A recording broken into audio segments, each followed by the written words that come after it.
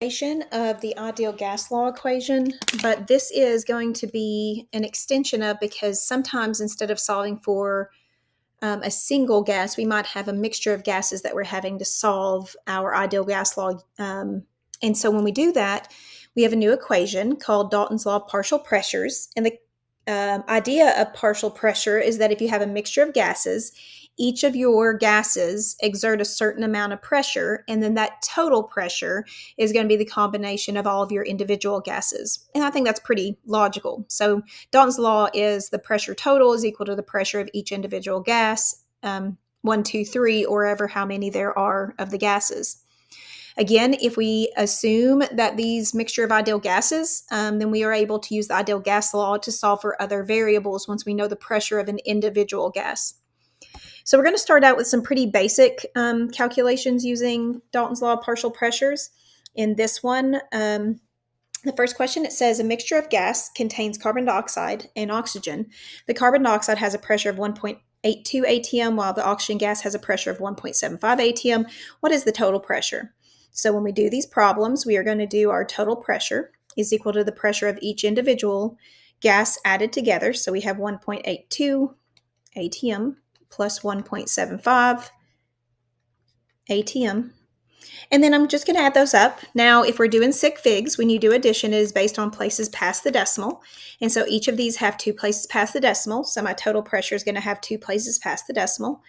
And so my total pressure ends up being 3.57 atm. And that's just the addition of those 2 numbers. So pretty straightforward if I need to know the total pressure. Another example says a mixture of oxygen, hydrogen, and nitrogen gases exert a total pressure of 2.74 atm. If the partial pressures of oxygen and hydrogen are 1.11 and 1.00 respectively, and that just means in the same order as the words were given. So oxygen is 1.11 and hydrogen is 1.00. What would the partial pressure exerted by the nitrogen? So this one, we're still going to use that same equation, but we actually know the total pressure. So I'm going to start out with the 2.74 atm. My pressure of oxygen, it told me, was 1.11. My pressure of oxygen is 1.11. Hydrogen is 1.00. And I'm solving for my pressure of nitrogen. The way they typically do that is you have pressure and you put your subscript as whatever the chemical formula is for that substance, or you could have even written out the word nitrogen. So then we just do really basic algebra. We just have to solve out for this variable. So what I'm going to do is I'm going to have the 2.74. I'm going to have to subtract these 2 numbers from this side to get the pressure by itself. And so I'm going to do 2.74 minus 1.11 minus 1. And it tells me that my pressure of my nitrogen is equal to 0.63 atm. If I want to double check that, I can add these 3 numbers together and they should end up being my total pressure. So 1.11 plus 1 plus 0.63 gives me 2.74, which is what my total pressure is. Now, these are the most basic ways that we can use Dalton's law of partial pressures. Often, it's going to be a little bit more complicated. So this is one of those examples where it has a little bit more information and it's a little tougher. It says that you have a sample of gas is 2.5 liters and at 273 Kelvin, and it contains 0.006 moles of hydrogen, 0.0024 moles of oxygen, and 0.002 moles of methane. What is the partial pressure of oxygen? So if it asks for my total pressure, I could add up my total number of moles because each of those gases have a certain amount, and all of those amounts are going to exert pressure on this environment. But since it says what is the partial pressure of oxygen, I'm not going to worry about all of the different numbers of moles, but I am going to use my ideal gas law. So remember from the last lesson, that's PV is equal to nRT. This time it is asking me to solve for the pressure specifically of oxygen. So I'm going to say my pressure of O2. My volume of the whole container is 2.5 liters. My number of moles, I know of my O2, but I need to make sure that I'm using the right number. So for O2, it is 0.0024.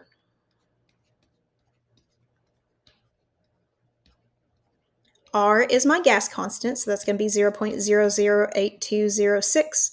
liters times ATM over mole times K. And then my temperature, which again, I'm running out of room, is 273 Kelvin. Mathematically, I'm solving for pressure, so I'm going to multiply everything on my right side and divide by the stuff on my left side. If you want to go through and cancel out your units to make sure that all of your units cancel except for one, to make sure everything's in the right unit, you can do that. So I'm going to multiply these three values and then divide by the 2.5. Be very careful when you're plugging these numbers in and make sure that you're adding all those leading zeros. It's a really common mistake my students make.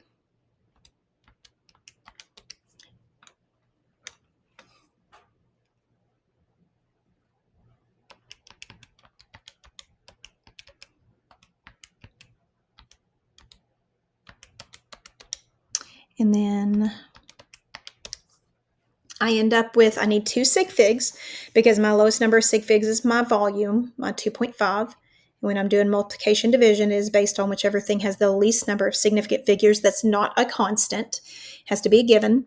And so I end up with 0.00, and it rounds to 22. It's 215 in my calculator, but it rounds up to 22.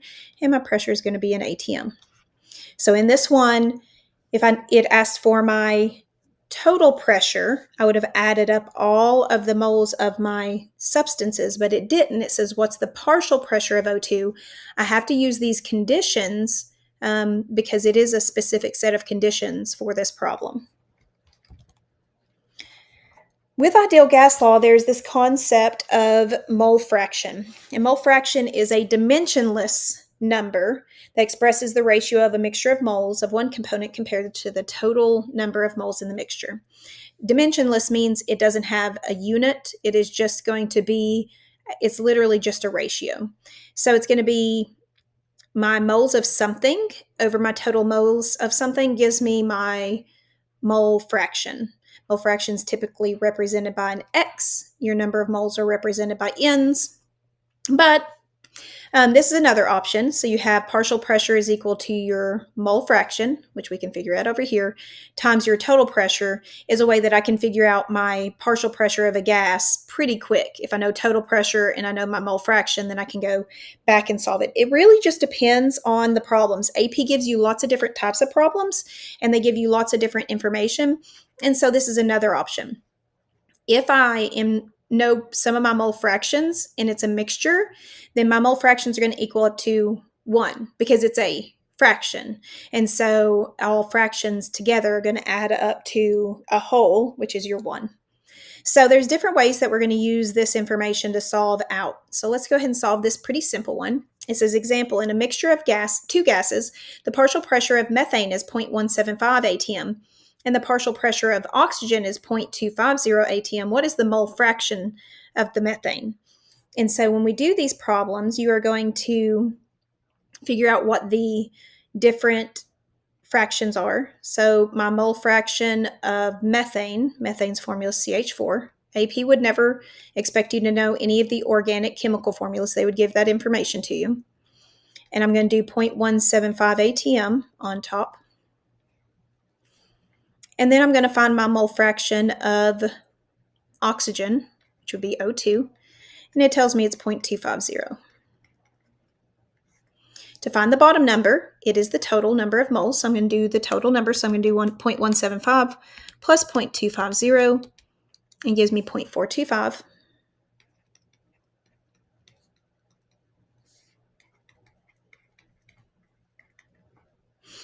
And then I just divide that out to figure out what the fraction is. We are going to still be using sig figs, and so it's not going to be left in like a true fraction form.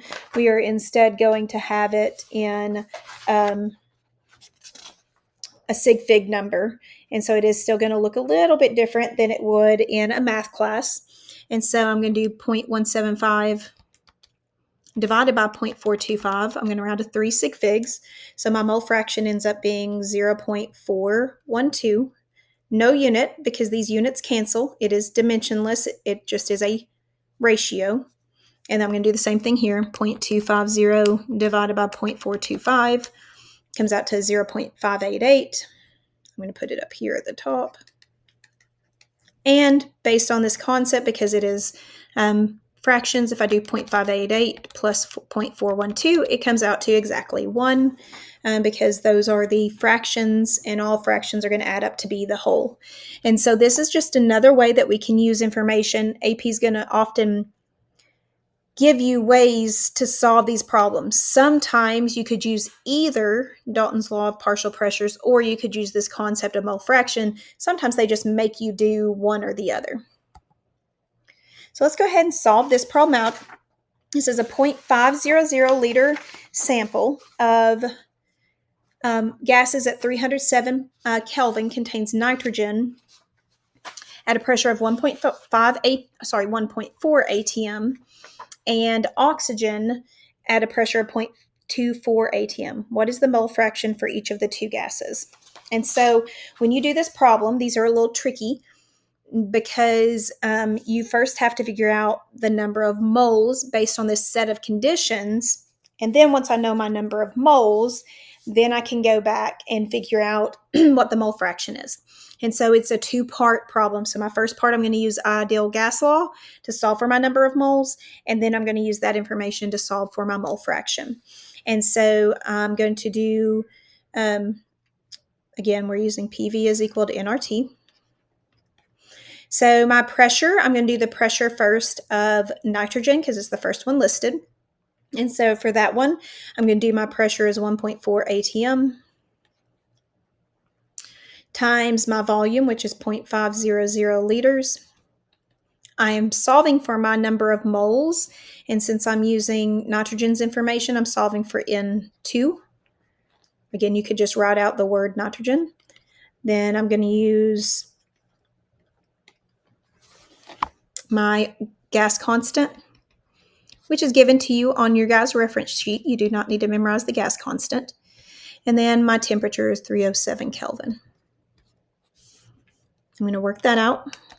So I'm going to do mathematically 1.4 times 0.5, and then I have to divide that by R and divide it by the temperature, the T. So that comes out to,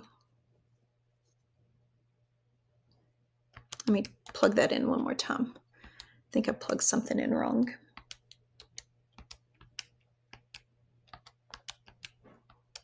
Oh, I wrote in too many zeros. I got a little excited. It's just 0.0. I got a little excited with my zeros.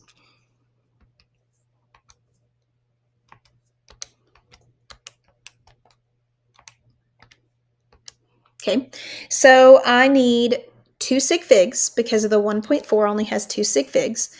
So my number of moles of my nitrogen is going to be equal to 0.028, and that's moles. I'm going to do this again, but now I'm going to do it with oxygen. So my pressure for oxygen is 0.24, but my other conditions are the same because it's the same container. I'm going to be solving for my number of moles of oxygen.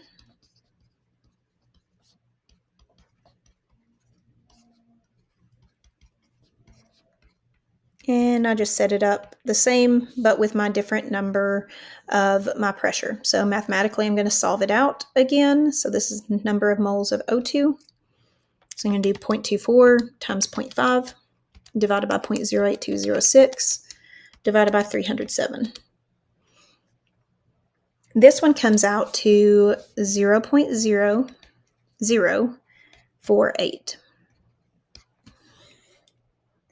So I had to do all that to figure out the number of moles of each of these gases in this container. Then it asks for the mole fraction of each of those. So then I'm going to have to figure it out. So I'm going to do my mole fraction of N2. So my pressure for just N2 is going to be 0.028.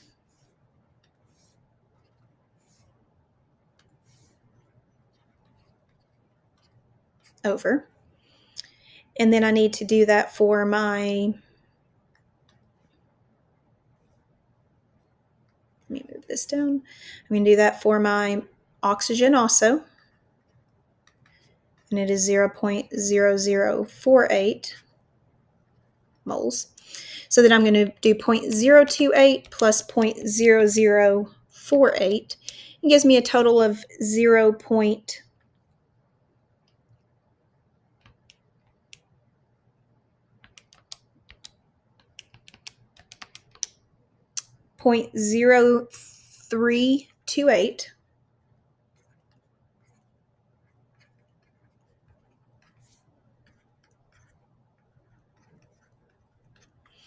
And then I solve it out to figure out the fraction.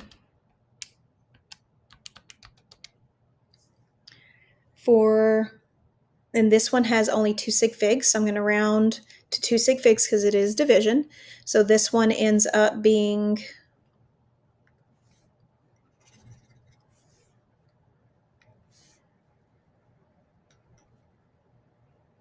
0.85. And if I know they equal to 1, then I know that this ends up having to be 0.15, but I can double check my math. And it comes out to 0.15. So that is a way that AP will test you on this concept of mole fraction. Is I sometimes have to do multiple calculations to get to that final answer. Let's do another one. Again, this one is a little bit complicated because I now have 2 sets of conditions. So let's say that we have one container with 24 liters of nitrogen gas at 2 atmospheres and another container at 12 liters of oxygen gas at 2 atmospheres. The temperature of both gases is 273 Kelvin. Then it says if we combine those 2 gases into a new container that has a different size, what are the partial pressures? So in these problems, what I'm going to have to first figure out is how many moles do I have of each of these gases? And then once I know the number of moles, then I can recalculate using ideal gas law for the new set of conditions because we changed the size of the container. We have combined them into a different size container. When we change the size of container for gases, it affects all of the other, it's going to affect your pressure in those situations. And so we have to recalculate to figure out what the pressure is at that time. So we're going to do several calculations. I'm going to keep a running total up here at the top because I'm going to have to erase a lot because I don't have enough room at all. And so the first thing I'm going to need to do is solve for my number of moles of my first gas, which is nitrogen. Then I need to solve for my number of moles of my second gas, which is oxygen. After I do that, then I need to solve for my pressure of nitrogen, my pressure of oxygen, and then my pressure total. I got to figure out all of that to get to this final part. So I'm going to work it out one at a time, write my total up here, and then go on to the next part. So we're going to be using the PV is equal to nRT equation. And we need to solve it for our first set of conditions first. So when I'm talking about my nitrogen gas, it tells me that its original pressure in its original container is 2 atm, and its original container is 24 liters. I'm solving for my N.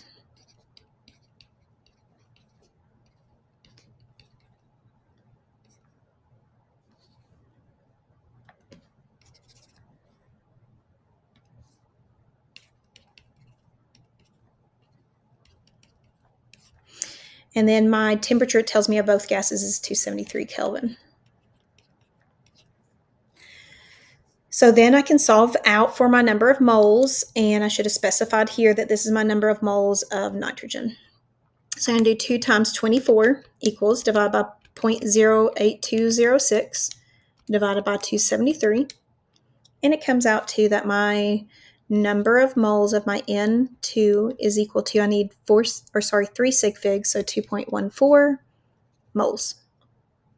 So I'm going to plug that in up here because I got to erase and do the next calculation. So in this container, there are 2.14 moles. Now, the thing with moles is your number of moles, unless we have allowed any of our moles to escape, your number of moles stays the same in this new container. So that's why we have to figure out the number of moles. Pressure and volume change depending on the containers. Your number of moles does not unless we add a gas or unless we remove some gas. So now we're going to do the same thing again, but we got to figure out our number of moles of oxygen in its container at this time. So for it, it tells us that its pressure is 2.00 atm. its volume of its container is about half of the other one. I'm solving for my number of moles of oxygen. I'm use 0.08206. And the temperature is 273. So I'm going to do 2 times 12 divided by 0.08206, enter, divided by 273, enter, and I come up with 1.07. So my number of moles of oxygen is equal to 1.07.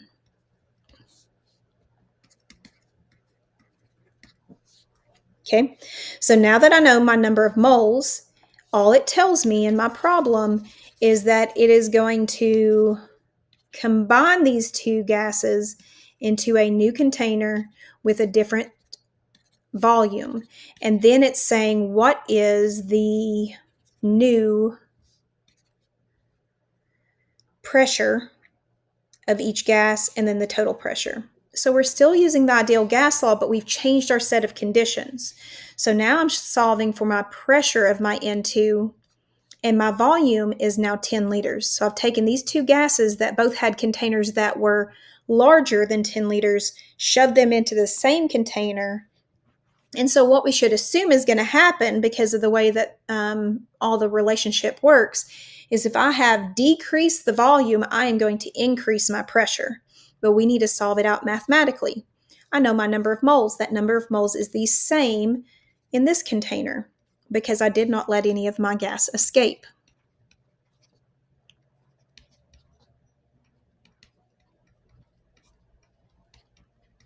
And my temperature is still my 273 because it didn't say that it changed the temperature. It just changed it to add it into one container.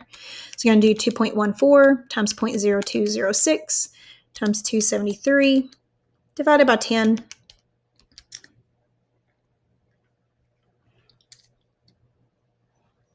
Let me do that again. I think I typed in something wrong.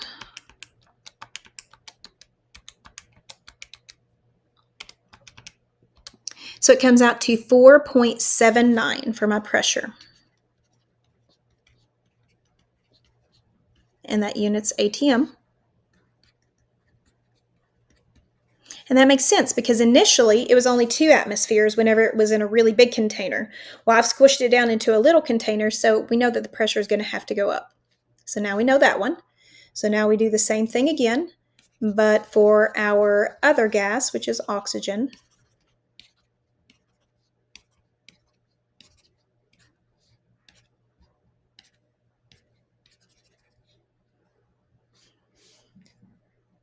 So now let's do the pressure of oxygen. My container side is still that 10 liters. My number of moles of oxygen is going to be 1.07.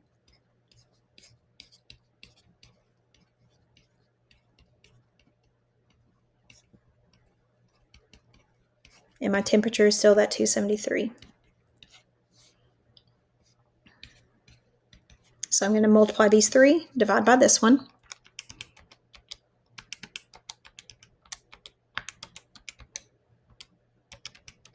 And this one comes out to 2.40. It actually comes out to 2.397, but because I need 3 sig figs, it rounds up to 2.40.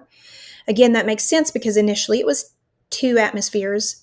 I have decreased the size of the container, so the pressure has increased. So it asks, what are the partial pressures in nitrogen and oxygen? Now I know those. And then it asks for the total pressure. So remember, that's just using Dalton's law of partial pressure. So I'm going to do 4.79 plus 2.40. Again, sig figs are based on places past the decimal. They each have 2 places past the decimal. So my total pressure is going to be 7.19 atm. Some of our problems end up being very complicated where we have to do a collection of things to get to that final answer. It just depends on the conditions that they're giving us for our gases. So next time I'm going to finish up this lesson talking about the last part in a different way that we can solve for partial pressures.